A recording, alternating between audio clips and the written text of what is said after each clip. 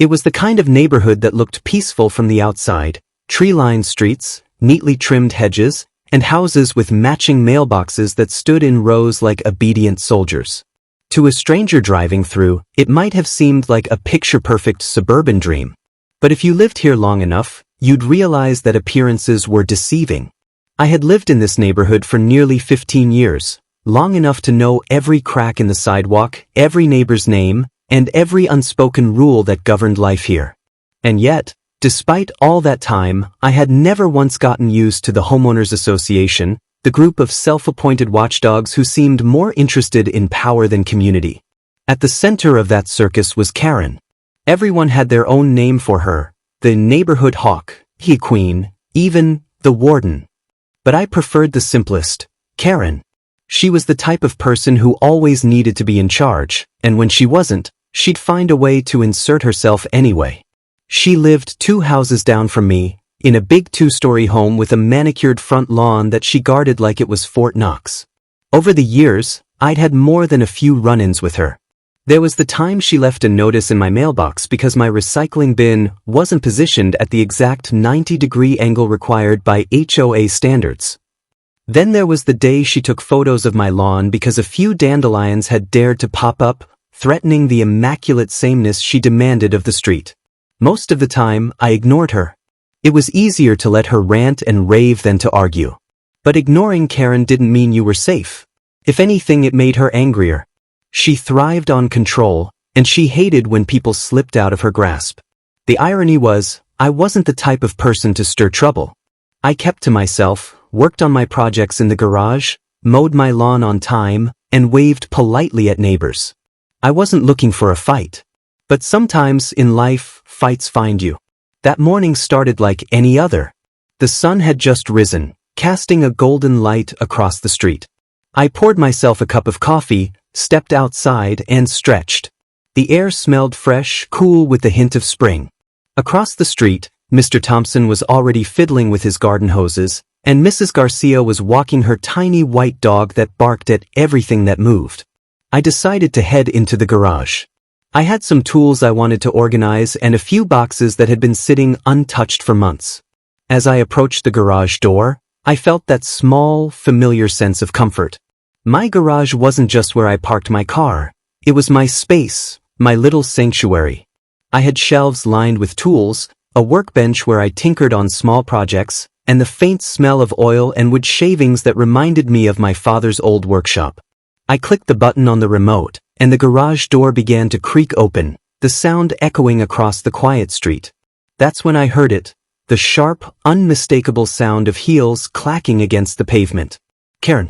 She appeared as if summoned by the noise itself, striding down the sidewalk like a soldier on patrol. She was dressed in her usual HOA uniform, pressed khakis, a polo shirt tucked in too tightly, and a clipboard tucked under her arm like it was an extension of her body. Her sunglasses reflected the morning light, hiding the eyes that were no doubt scanning every detail for infractions. I sighed, already bracing myself.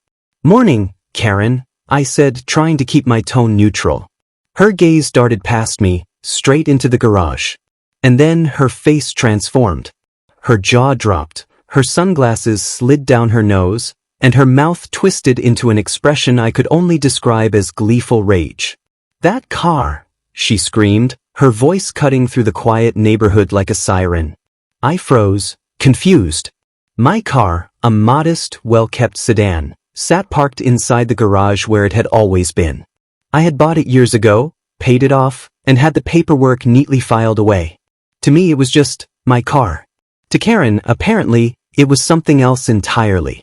"That's my car," she shrieked, jabbing a finger toward it as though she had just caught me red-handed stealing from her driveway. "I bought it. I bought that car. You have no right to have it in your possession." For a moment, I thought she was joking. Maybe she had mistaken it for someone else's vehicle. But the wild look in her eyes told me this was no mistake. "Karen," I said slowly, setting my coffee cup down on the workbench, "this is my car. I've owned it for years. What are you talking about?" Her face turned red, and she stomped her foot on the pavement like a child throwing a tantrum. "Don't you dare lie to me. I have the paperwork." The HOA auctioned off your property, and I claimed that vehicle. It's mine now, and you're committing a crime by keeping it in your garage. I blinked, stunned.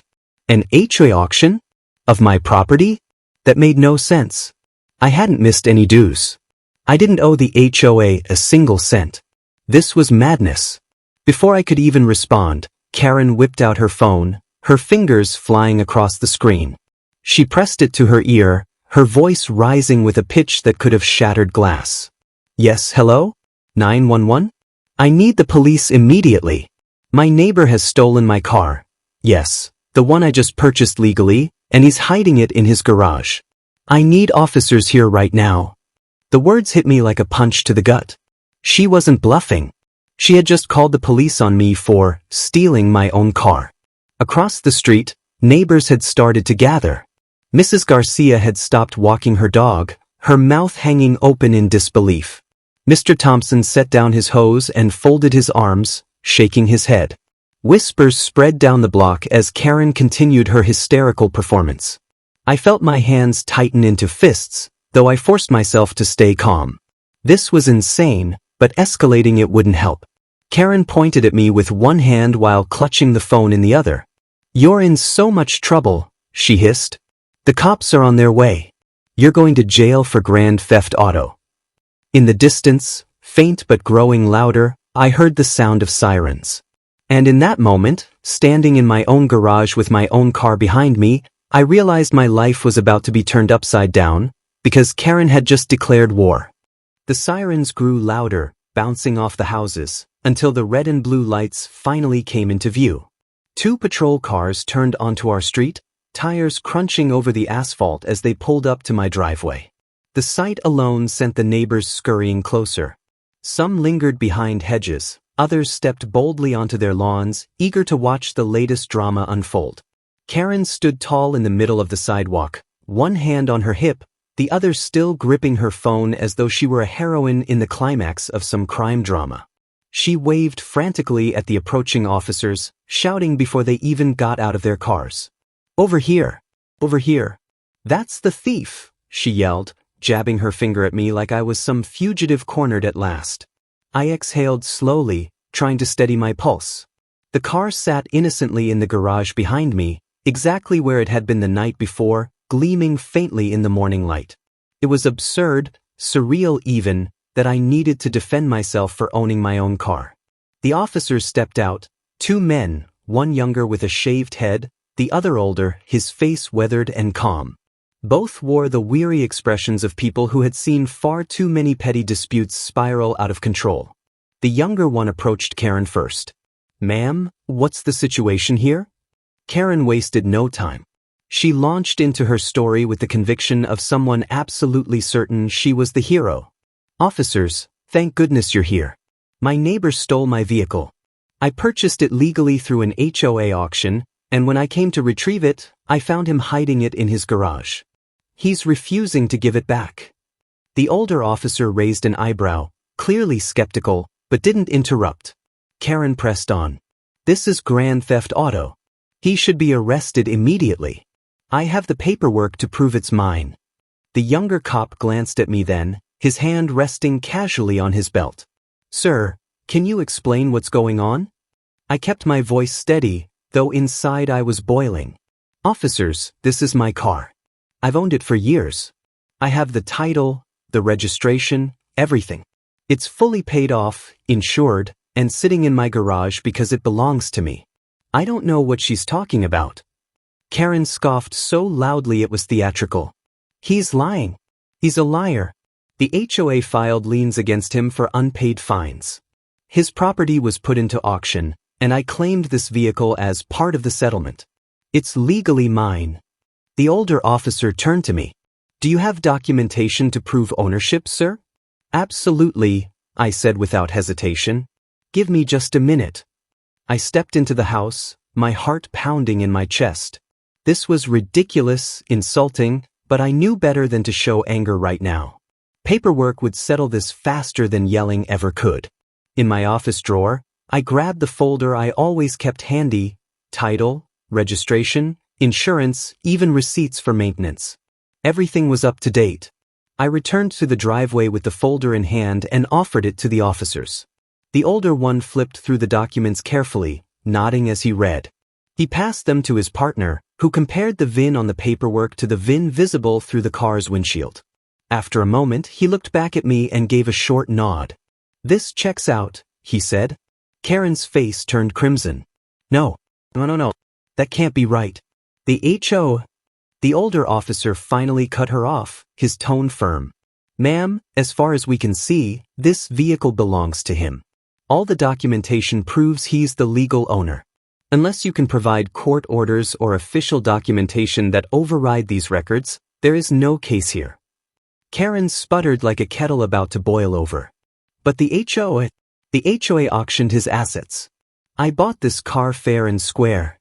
The officer's expression hardened. "Do you have proof of that? Court documents, bills of sale, anything?" Karen faltered. She pulled a crumpled paper from her clipboard and shoved it toward him. It looked official at first glance, an HOA notice with fancy headers and stamped logos. But the officer read it, frowned, and then held it up to the sunlight. "This isn't a bill of sale," he said flatly. "This is an HOA violation notice. And it doesn't reference this vehicle at all." Karen lunged forward, trying to snatch it back, but he stepped aside, unimpressed. The younger cop finally sighed and shook his head. "Ma'am, calling 911 to make false theft claims is a serious offense. You can't accuse someone of stealing just because you believe paperwork gives you ownership. You've wasted police resources." Karen's mouth dropped open. Are you taking his side? He's a criminal. He's breaking the rules." The older officer gave her a long, measured look. "What I see is a lawful owner standing next to his vehicle with documentation that matches. And I see you making unfounded accusations. If you continue, we may have to file a report for false claims and harassment." The crowd of neighbors watching from the sidewalks murmured. A few even chuckled under their breath. I caught Mr. Thompson shaking his head with a smirk. Mrs. Garcia muttered something that sounded like, "About time someone told her off." Karen heard it too. Her eyes darted around, her face twisting with humiliation. For once, she didn't look like the powerful queen bee of the HOA. She looked cornered, desperate. But she wasn't done. Not by a long shot. She straightened her back, raised her chin, and hissed, "This isn't over. You'll regret this. The HOA doesn't tolerate rule breakers, and you're at the top of our list now." The officers exchanged a glance but didn't stop her. The older one handed my documents back. "Sir, everything seems fine here. Keep your paperwork handy in case she tries this again. And if she continues to harass you, don't hesitate to file a formal complaint." "Thank you, officers," I said, relieved but wary. They returned to their patrol cars, the flashing lights dimming as the engines roared to life. The neighbors slowly drifted back to their homes, still buzzing with whispers about what they'd witnessed. Karen, however, didn't leave. She stood on the edge of her lawn, glaring at me with an intensity that could have burned holes through concrete. Her jaw clenched, her fists tight, her body trembling with the rage of someone who had lost control of the narrative. As the police cars turned the corner and disappeared, she leaned forward and spat out words that made my stomach sink.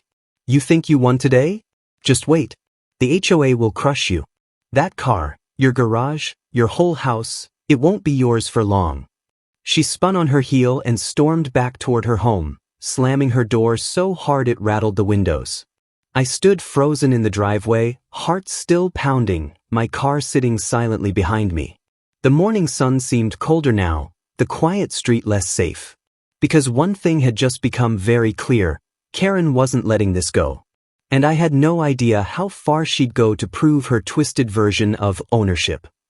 The neighborhood was unusually quiet after the police left, but it wasn't the kind of peace that put you at ease.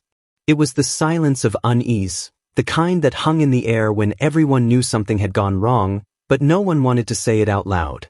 I closed the garage door and sat down heavily on the workbench stool, staring at my car as though it were some cursed object. I had the paperwork. I had the law on my side. But none of that mattered when you were up against someone like Karen. She wasn't just any neighbor, she had the HOA behind her, and in her mind, that gave her the power of a small government. My phone buzzed. A text from Mr. Thompson. Saw the whole thing. She's lost it. Be careful, neighbor. She won't stop. I sighed, running a hand through my hair. He was right. Karen wasn't humiliated into silence. If anything, the public embarrassment in front of the cops and the neighbors would only make her more dangerous. Sure enough, it didn't take long for her to strike again. That very evening, as I was eating dinner, a sharp knock rattled my front door. When I opened it, I found a bright yellow envelope taped across the glass. HOA's bold letterhead glared back at me. Notice of violation. I tore it open and read the absurd contents. Apparently, I was being fined for unauthorized possession of community property and obstructing an HOA-sanctioned transaction. The fine? $2,500. Due within 30 days. I laughed bitterly, the sound hollow in the empty house. They were doubling down on the lie. The next morning, I drove straight to the county clerk's office. If Karen thought she could twist paperwork into reality, I would make sure the official records spoke louder. I requested certified copies of my car title and registration, stamped and sealed. The clerk, a middle-aged woman with glasses slipping down her nose, looked at me curiously as she handed them over. Had issues with the HOA? She asked knowingly. You could say that, I muttered. Armed with those documents, I felt a bit more secure. But deep down, I knew this wasn't just about the car anymore. This was about Karen's obsession with control. 2 days later, my fears were confirmed. I was pulling weeds in the front yard when 2 men in suits approached. They weren't neighbors and they didn't look friendly. One carried a clipboard, the other a briefcase. Good morning, the clipboard man said. We're here on behalf of the Homeowners Association. We need access to your garage for inspection. I set my gloves down slowly, straightening. Do you have a warrant? The man hesitated. No, sir, but under HOA bylaws. Then you're not stepping foot on my property, I snapped. Try it and I'll call the police myself. They exchanged a glance, then turned and left, muttering about non-compliance. By that evening, another notice was taped to my door. Failure to comply with HOA inspection, $1,000 fine. The harassment was escalating. Every move I made was being documented, twisted, turned into a fine. And the craziest part? Most of the neighbors were too afraid to speak up. That night, though, my phone buzzed again. This time it was Mrs. Garcia. You need to see something. Come by my place tomorrow morning. Curiosity gnawed at me. Mrs. Garcia wasn't the type to get involved. She usually stayed neutral, keeping her head down to avoid Karen's wrath. For her to reach out meant something big. When I arrived the next day, she ushered me inside quickly, shutting the door behind me. On her kitchen table was a neat stack of papers. I shouldn't have these, she whispered, wringing her hands. But my nephew helps with the HOA's computer system. He found some things. He said Karen's been manipulating the records. I leaned closer, scanning the papers. My stomach turned. It was all there, digital copies of auction notices for my car, fake records of unpaid fines, even an internal email from Karen to another board member bragging about teaching me a lesson. She had actually forged documents to make it look like my property was up for grabs. This is fraud, I muttered. She's manufacturing evidence. Mrs. Garcia nodded, her eyes wide. Be careful. She's dangerous. I've seen her do this before. She pushed the Johnsons out 2 years ago, made up violations until they couldn't keep up with the fines. They had to sell their house for cheap. Guess who bought it? My blood ran cold. Karen wasn't just power hungry, she had a system. Manufacture violations, bury homeowners in fines, force them into auctions, then scoop up property for herself or her allies. I took photos of everything, thanking Mrs. Garcia for her courage. As I left her house, I realized this was no longer just about me. Karen had been running a racket, using the HOA as her personal weapon. Later that night, I sat in my office, staring at the growing pile of evidence. Copies of my car title, the bogus HOA fines, the fraudulent auction notices, and now Mrs. Garcia's documents. I was building a case, but it felt like trying to stop a hurricane with an umbrella. At 11:47 p.m., a loud bang rattled my house. I bolted upright, heart racing. Another bang, this time against the garage door. I rushed to the window and peered outside. In the dim glow of the streetlight, I saw Karen standing there, her face twisted with rage, a flashlight clutched in her hand. She was pounding on the garage door with her clipboard. "Give me my car," she screamed into the night. Her voice echoed through the street, waking neighbors. Lights flicked on in windows. Dogs barked. I grabbed my phone and dialed 911. When the dispatcher answered, I forced my voice to stay calm. "This is my address. My neighbor is trespassing on my property, threatening me, and trying to break into my garage." By the time the police arrived, Karen was still there, ranting and raving about her supposed ownership. The officers pulled her aside, warning her that if she stepped foot on my property again, she'd be arrested. But as they led her back toward her house, she twisted around and locked eyes with me, her face contorted with fury. "This isn't over," she shrieked. "You're going down. The HOA owns you, and you'll see just how powerless you really are." The officers shoved her toward her door, but her words lingered in the night like a curse. I closed my blinds, but sleep never came.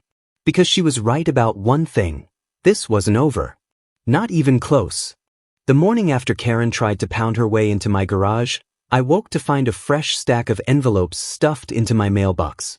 All bore the HOA's letterhead, and each one screamed notice of violation in bold print across the top. I flipped through them as my coffee brewed, feeling my anger rise with every page. Failure to comply with community inspection, $1,000 fine. Unauthorized vehicle possession, $2,500 fine. Disturbance of community peace, $750 fine. Improper use of garage facility, $500 fine.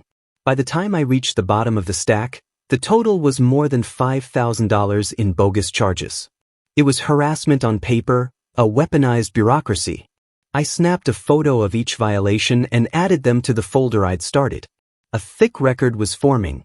Police reports, photos of Karen trespassing, fraudulent documents, and now this pile of trumped-up fines. If she wanted a paper war, then I'd bury her in her own paperwork. But it wasn't enough to defend myself. I needed to understand what I was truly up against. That afternoon, I drove downtown to the county records office. The clerk behind the counter gave me a polite but tired smile as I slid a request form across the desk. "I need access to HOA filings for my neighborhood," I said. "Any specific documents?" she asked. "All of them," I replied. Her eyebrows shot up, but she disappeared into the back. 20 minutes later, she returned with a heavy binder. I spent the next 2 hours combing through financial statements, meeting minutes, and amendment filings. What I found was worse than I expected. The HOA had been quietly amending bylaws every few years, granting themselves increasing powers.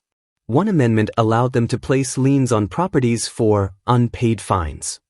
Another allowed them to seize community assets, a vague term that Karen had clearly twisted to include personal property. But the most shocking discovery was buried in the financial statements. Tens of thousands of dollars in community improvement funds were unaccounted for. Payments to contractors with no names. Invoices for projects that never happened. Money had been siphoned, and the signatures on the approvals were Karen's. I leaned back in the stiff wooden chair, my heart pounding. This wasn't just pettiness anymore. This was corruption, organized, deliberate, and profitable.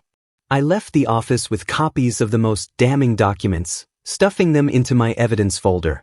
As I drove home, I couldn't shake the gnawing thought. If Karen had been running this scam for years, how many families had already been destroyed? How many people had lost their homes because they couldn't fight back? When I pulled into my driveway, Mr. Thompson was waiting on his porch, sipping iced tea. He gave me a knowing nod. "Word travels fast," he said. "I hear you've been digging." I set my folder down on the hood of my car. "She's stealing, Tom. She's been manufacturing fines, seizing property, and funneling money into thin air." He chuckled dryly. "Tell me something I don't know. But nobody's been able to prove it. She's careful. She bullies folks until they give up." I opened the folder and showed him the copies of the financial statements, the amendments, the fraudulent notices. His eyes widened, and for the first time in years, I saw real fire in them. "Good Lord," he whispered. "You might actually have her." That evening, Mrs. Garcia joined us. She brought more documents her nephew had pulled from the HOA servers, emails where Karen bragged about manipulating votes, fake bids for contracts, and even a message boasting that she'd acquired the Johnsons' house through strategic finds. We spread everything out across my dining table, page after page of fraud and abuse. It looked like the scene of an investigation, not a dinner table. "This is enough to sink her," Mrs. Garcia said firmly. "Maybe," I cautioned.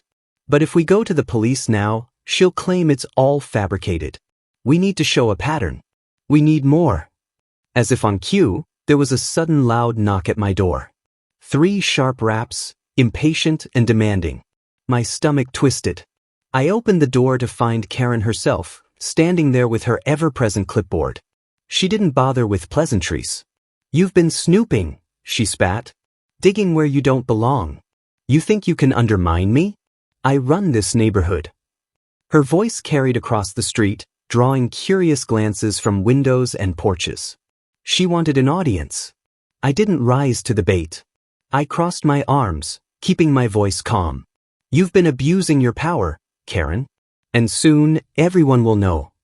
Her eyes narrowed to slits.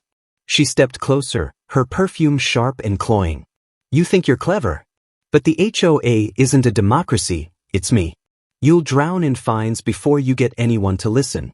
I'll bury you in debt, and when you can't pay, I'll take this house the way I've taken others." Her words dripped with venom, but beneath them, I detected a flicker of something else, fear. She knew I had found something real. Without another word, she turned on her heel and stormed off, slamming her door behind her. I closed mine and returned to the table, where Mr. Thompson and Mrs. Garcia sat in stunned silence. "She just admitted it," Mr. Thompson said. "In front of witnesses." I nodded, though my mind was already racing ahead. We had her cornered. But if we wanted to end this once and for all, we needed to strike the killing blow.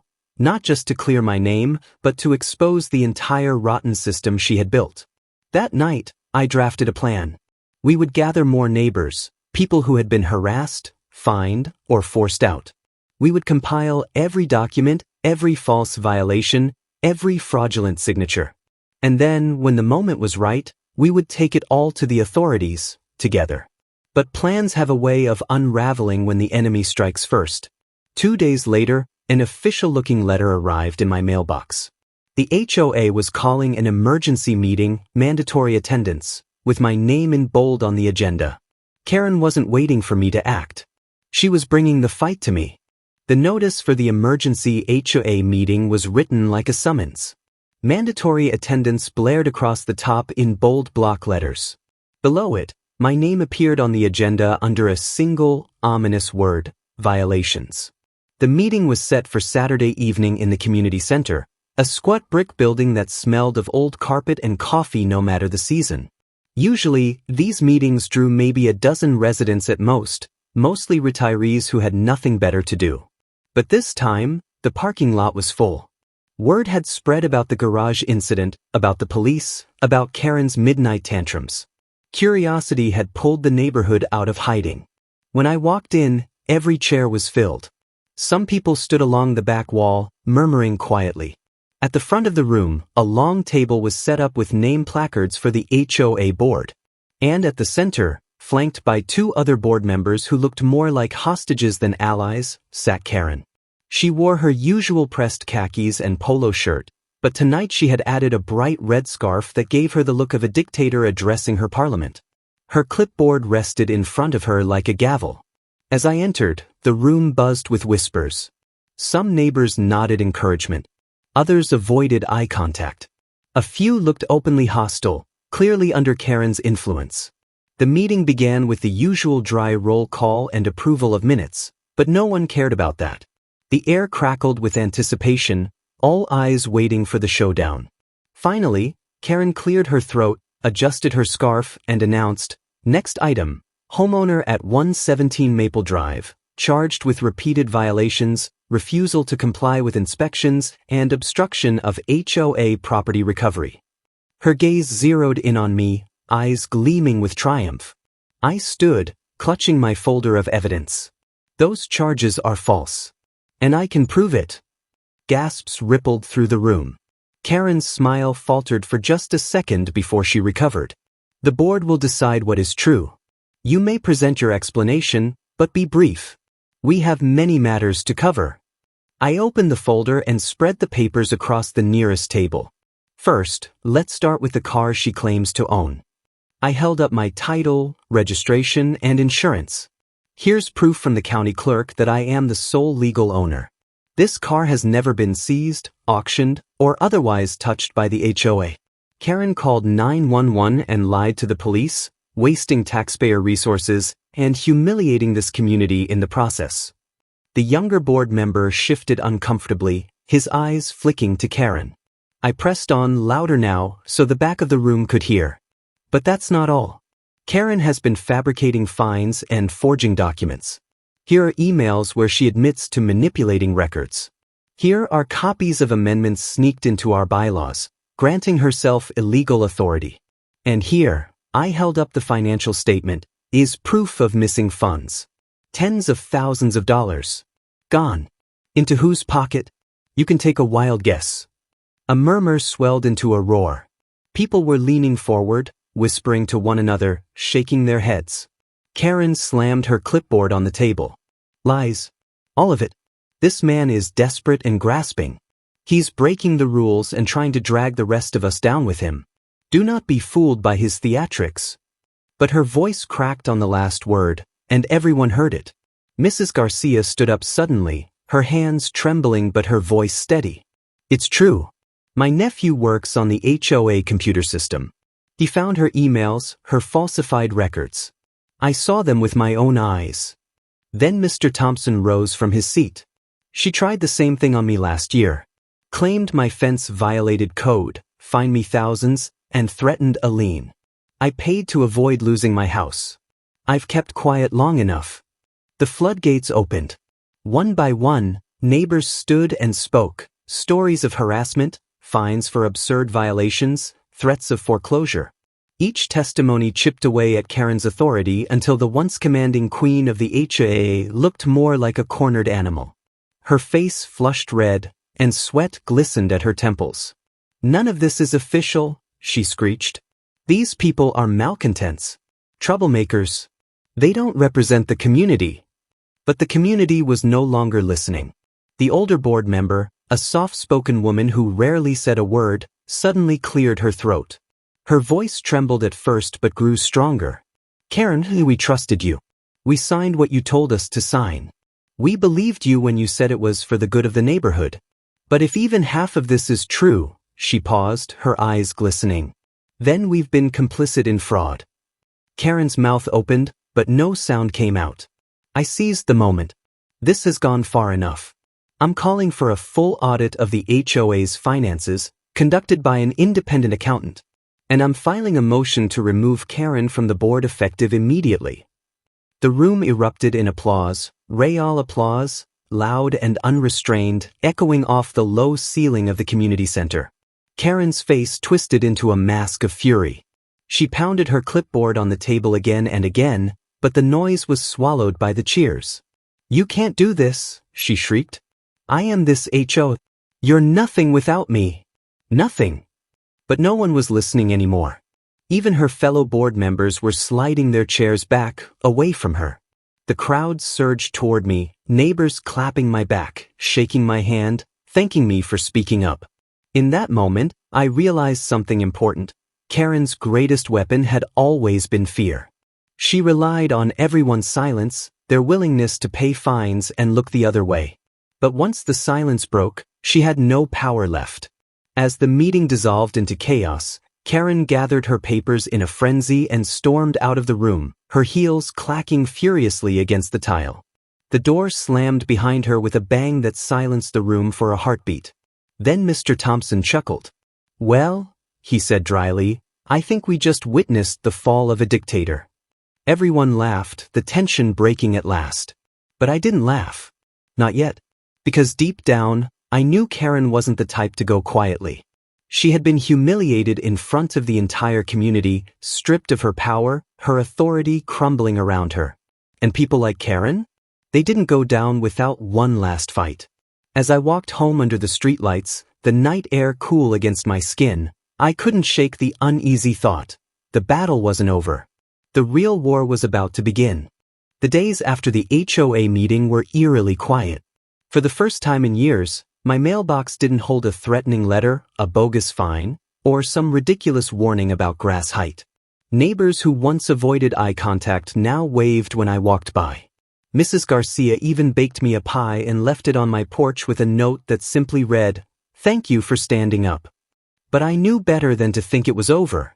Karen wasn't someone who faded into the background. She thrived on control, on making others squirm.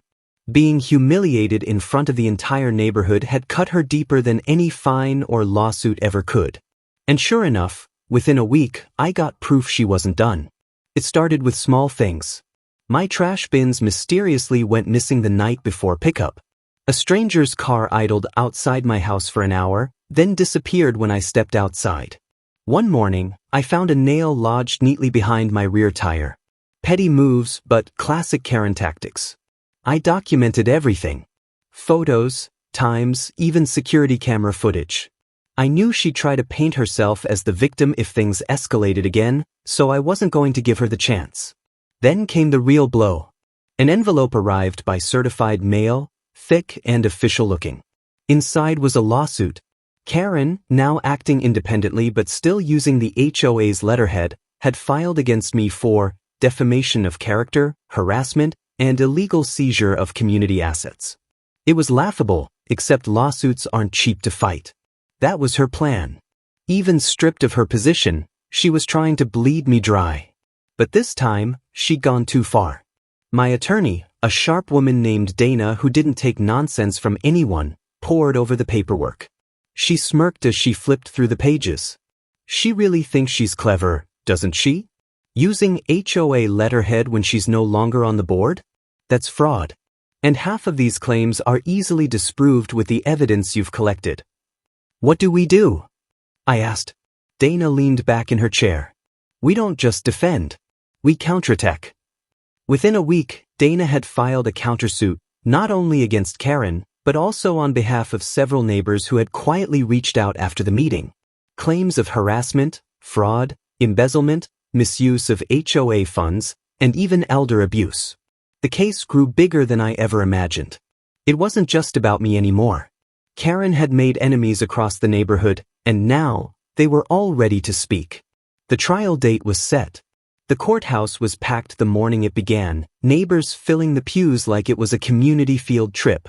Karen strutted in wearing a tailored suit far fancier than anything she'd worn at HOA meetings, her scarf tied neatly around her neck. But the confidence on her face was a mask, and I could see the cracks in it already. The judge didn't take long to cut through the noise. Karen's attorney tried to paint me as a troublemaker, a disruptive homeowner who'd embarrassed a respected community leader. But when Dana presented the stack of evidence, emails, bank statements, testimonies from over a dozen residents, the tide turned swiftly. Karen's voice shook when she took the stand. Her explanations contradicted each other. At one point, she blamed a mysterious hacker for altering HOA records, but when asked to provide proof, she stumbled into silence.